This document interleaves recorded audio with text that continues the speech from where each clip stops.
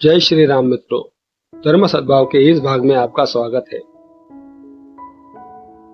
मित्रों, आज हम शास्त्रों में पत्नी को वामंगी क्यों कहते हैं, यह जानने का प्रयास करते हैं।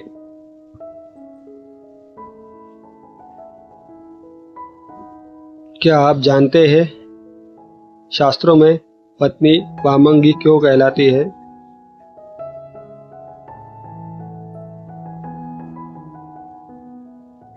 हिंदू विवाह संस्कारों में विशेष रूप से सप्तपदी के बाद पत्नी को पति के बाईं ओर बैठाने या खड़े होने के लिए कहा जाता है।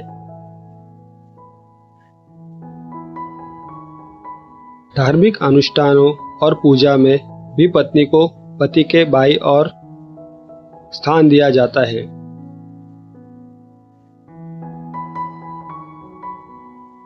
पत्नी को वामंगी कहने का अर्थ केवल भौतिक स्थिति नहीं, बल्कि यह दर्शाता है कि वह पति का अभिन्न अंग है, शक्ति और पूरक होती है।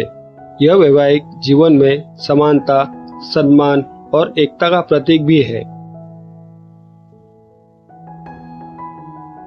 भारतीय परंपरा के अनुसार शरीर का दायां भाग सूर्य, पुरुष ऊर्जा, और बायां भाग चंद्र, स्त्री ऊर्जा का प्रतीक होता है।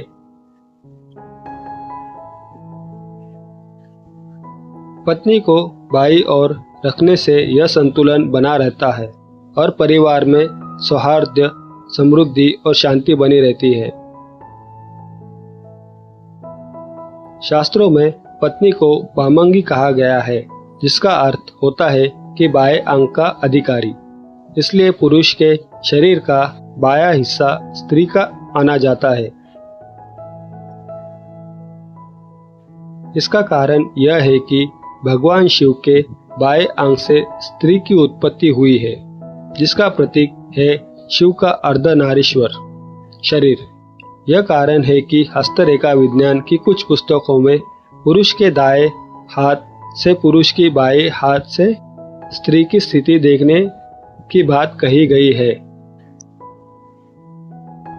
शास्त्रों में कहा गया है कि स्त्री पुरुष की वामंगी होती है, इसलिए सोते समय और सभा में सिंदूर वरदान, द्विरागमन, आशीर्वाद ग्रहण करते समय और भोजन के समय स्त्री पति के बाईं ओर रहना चाहिए। इससे शुभ फल की प्राप्ति होती है। वामंगी होने के बावजूद भी कुछ कामों में स्त्री को दाईं ओर रहने के बाद शास्त्र कहता है।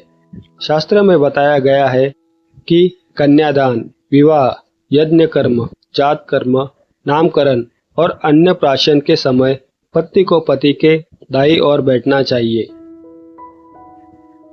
पत्नी के पति के दाएं या बाएं बैठने संबंधी इस मान्यता के पीछे तर्क यह है कि जो कर्म सांसारिक होते हैं उसमें पत्नी पति के दाईं ओर बैठती है, क्योंकि यह कर्म स्त्री प्रधान कर्म माने जाते हैं।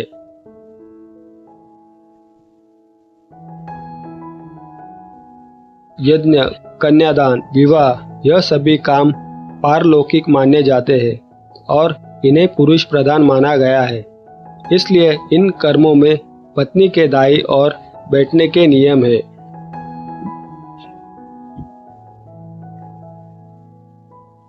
क्या आप जानते हैं सनातन धर्म में पत्नी को पति की वामंगी कहा गया है, यानी कि पत्नी के शरीर का बायां हिस्सा। इसके अलावा पत्नी को पति की अर्धांगिनी भी कहा जाता है, जिसका अर्थ है पत्नी पति के शरीर का आधा अंग होती है। दोनों शब्द का सार एक ही है, जिसके अनुसार पत्नी के बिना पति अधूरा है।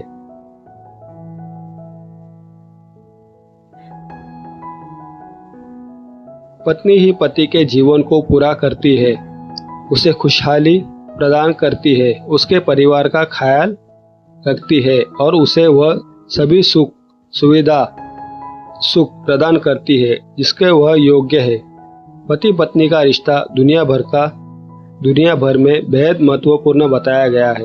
चाहे सोसाइटी कैसी भी हो, लोग कितने भी मॉडर्न हो क्यों ना हो जाए, लेकिन पति पत्नी के रिश्ते का रूप वही रहता है, प्यार और आपसी समझ से बना हुआ।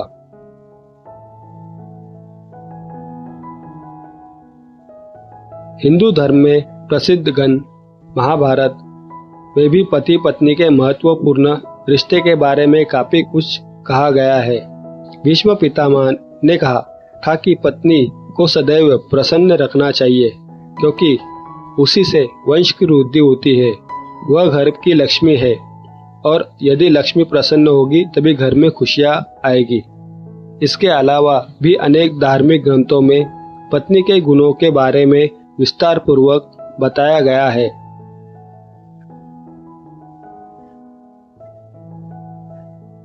आज हम आपको गरुड़ पुराण, जिसे लोग प्रचलित भाषा में गृहस्थों के कल्याण की पुराण भी कहा गया है, उसमें उल्लेखित पत्नी के कुछ गुणों की संबंधी व्याख्या करेंगे।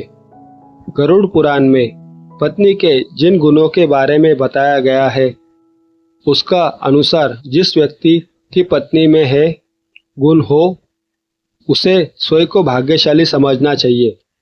कहते हैं कि पत्नी के सुख के मामले में देवराज इंद्र अति भाग्यशाली थे, इसलिए गरुड़ पुराण के तथ्य यही कहते हैं।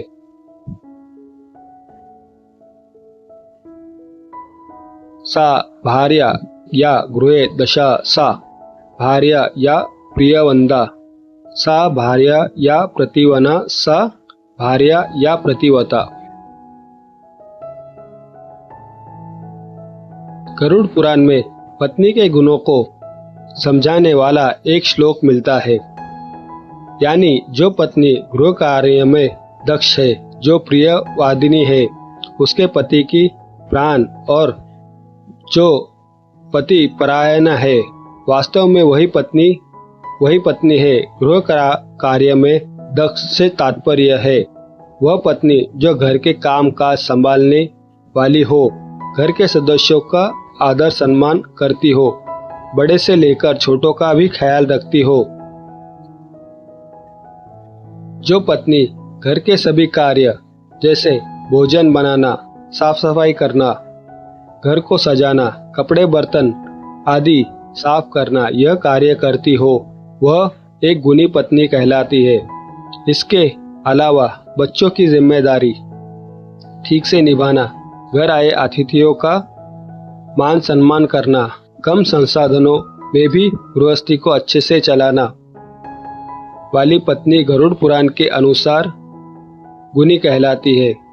ऐसी पत्नी हमेशा ही अपने पति की प्रिय होती है।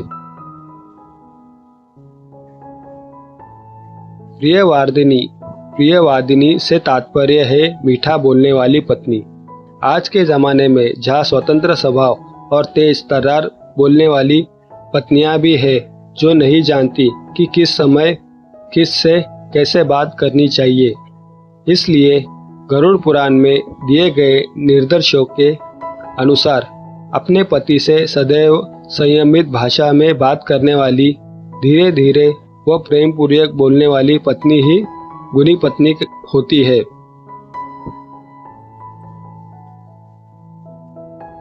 आपको यह वीडियो कैसा लगा हमें कमेंट में अवश्य बताएं। अगर वीडियो पसंद आया हो तो इसे लाइक करें और अपने मित्रों में शेयर करें। धन्यवाद मित्रों।